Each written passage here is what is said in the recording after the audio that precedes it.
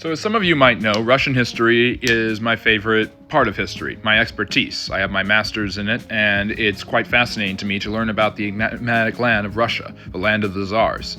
And based on the fact that I did my summarizing English and British monarchs and then summarizing the presidents in one sentence or less and how successful and fun those were, I decided to do one for the Russian Tsars. And I'm also starting a short series on Russian history, so go check that out when you have a chance. And if you enjoy this, like and subscribe. The Russian Tsardom started when Russia was known as Muscovy, and after the fall of Constantinople in 1453, when Orthodox Christians saw the end of the Eastern Roman Empire and needed a new home, with Moscow and its princes becoming that home. The Russian Tsar was a more prestigious title. It's the Russian word for Caesar, and it was first used by Ivan the Great, who kicked the Mongols out in 1480. Ivan only used it occasionally, so he's kind of an honorable mention, but I'll start with him. Ivan the Great obviously established Russia as the most powerful political entity in Eastern Europe, throwing off the Mongol yoke makes you a great ruler.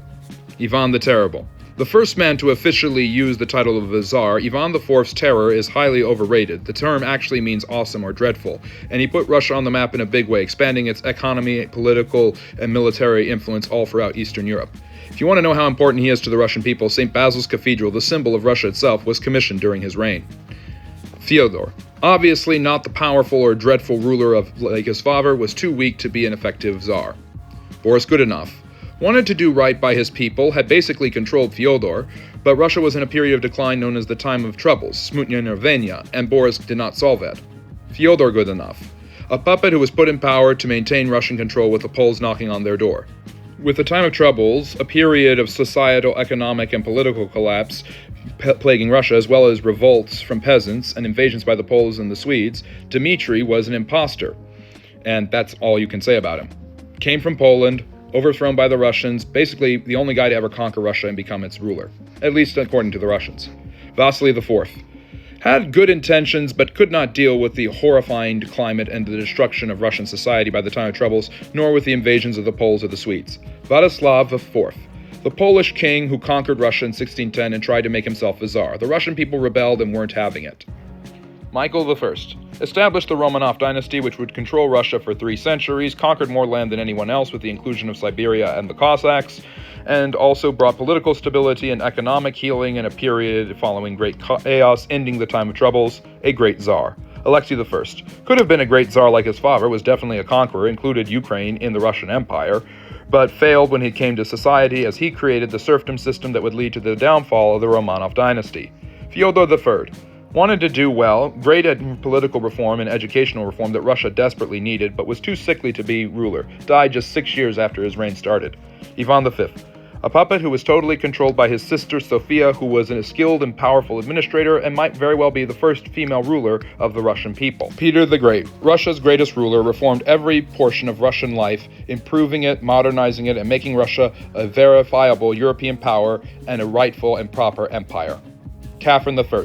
Gave in to the whims of her advisors too much and probably was better as a consort to Peter than as an empress in her own right. Peter II.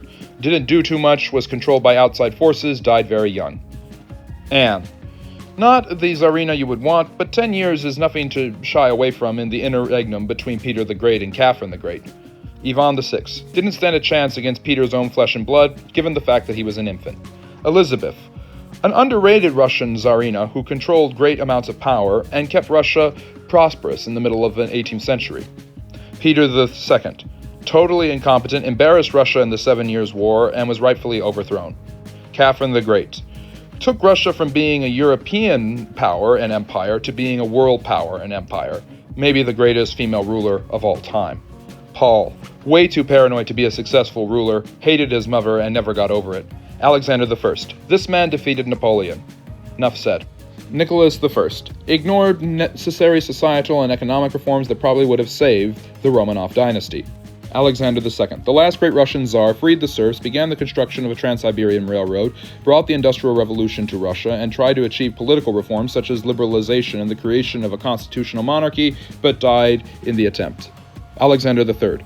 One step forward with economic progress in the Industrial Revolution is great, but couple that with 2 steps backward in the political revolution at the time of the rise of anarchy and socialism, and you get an L. You are not him, Alexander III. Nicholas II. An incompetent but well-meaning man who never wanted to be Tsar and never should have been, is responsible for Russia's disastrous results in the Russo-Japanese War and World War I, and of course for the costly and very bloody Russian Revolution of 1917. Never should have been Tsar. Anyways, I hope you enjoyed my summary and deep delve into the Russian Tsars. If you enjoyed it, consider liking and subscribing, the Patreon for exclusive content and early releases, my Substack for articles, and follow me on my social medias. I look forward to seeing you next time. We've got live streams every Friday, Saturday, and Sunday, but also I've got full-length videos dropping every Monday and Friday at 8 p.m. Eastern Standard Time. And if you would like to learn more about Russian history, check out my short series on it, as well as my short series on the Russian Tsars themselves. Take care, have a great weekend, and remember, love history.